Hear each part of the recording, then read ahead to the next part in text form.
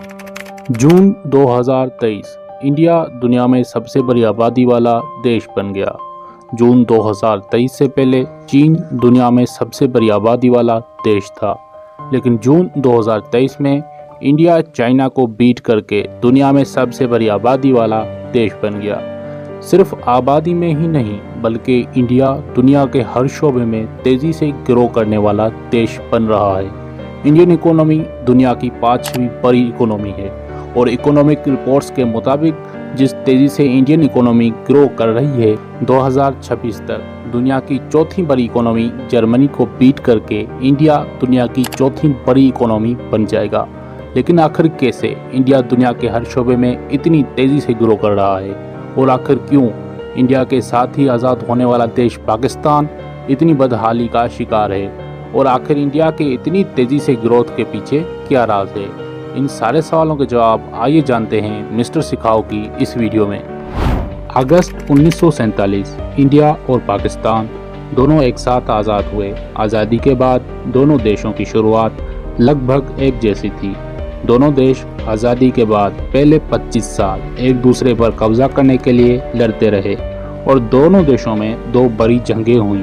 पहली जंग 1965 में हुई और दूसरी जंग 1971 में हुई, जिसमें पाकिस्तान 2 टुकड़े हो गया और ईस्ट पाकिस्तान आज़ाद होकर बांग्लादेश बन गया। और फिर 1971 से लेकर 1990 तक दोनों देशों के हालात एक जैसे रहे, लेकिन 1991 में इंडियन गवर्नमेंट ने इंडिया में ओपन डोर पॉलिसी लॉन्च कर दी। मतलब अब फॉरेन कंपनीज आसानी से इंडिया में अपनी कंपनी सेटअप कर सकती थी, और फिर देखते ही देखते इंडिया पूरी दुनिया में छा गया। और 1991 के बाद बड़ी बड़ी फॉरेन कंपनीज इंडिया में अपनी कंपनी सेटअप करने लगी, और इंडिया में जो बेरोजगारी का संगीन मसला था वो आहिस्ता आहिस्ता कम होने लगा और नौजवानों को आसानी से रोजगार के मौके मिलने लगे। और फिर देखते ही देखते इंडिया अगले 10 सालों में दुनिया के तेज़ी से ग्रो करने वाले देशों में शामिल हो गया। और दूसरी तरफ पाकिस्तान में अभी तक कोई भी स्टेबिलिटी नहीं आ सकी थी। 1988 से 1999 तक पाकिस्तान बहुत मुश्किल हालात से गुजर रहा था। रिसोर्सेज की कमी, करप्शन और पॉलिटिकल इंस्टेबिलिटी ने पाकिस्तानी मईशत को बर्बाद कर दिया था। और 1988 से 1999 तक पाकिस्तान में मार्शल लॉ भी लग चुका था और कोई भी इलेक्टेड गवर्नमेंट अपना टाइम पूरा नहीं कर पा रही थी। हर 2-3 सालों में गवर्नमेंट चेंज हो रही थी और आने वाली गवर्नमेंट पुरानी गवर्नमेंट की पॉलिसीज़ डिसकंटिन्यू कर देती थी। एक अजीब किस्म की आँख निचोली चल रही थी, और यही वो वक्त था जब इंडिया पूरी दुनिया में अपना लोहा मनवा रहा था।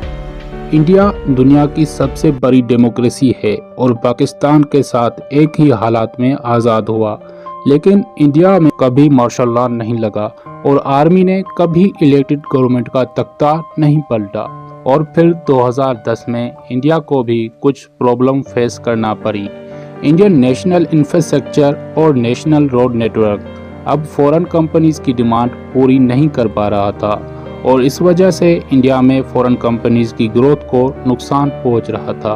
और फिर इंडियन गवर्नमेंट ने कुछ अहम फैसले किए और 2014 से लेकर अब तक नेशनल इंफ्रास्ट्रक्चर और नेशनल रोड नेटवर्क 50% इंक्रीज हुआ है, और एयर फैसिलिटीज़ भी 50% तक इंक्रीज हुई हैं। सस्ती इंटरनेट फैसिलिटीज़ और डेटा तक इजी एक्सेस से फॉरेन कंपनीज की प्रॉब्लम सॉल्व हो गई, और आज इंडिया दुनिया की 5वीं बड़ी इकोनॉमी है, और 2026 तक जर्मनी को बीट करके इंडिया दुनिया की 4थी बड़ी इकोनॉमी बन जाएगा।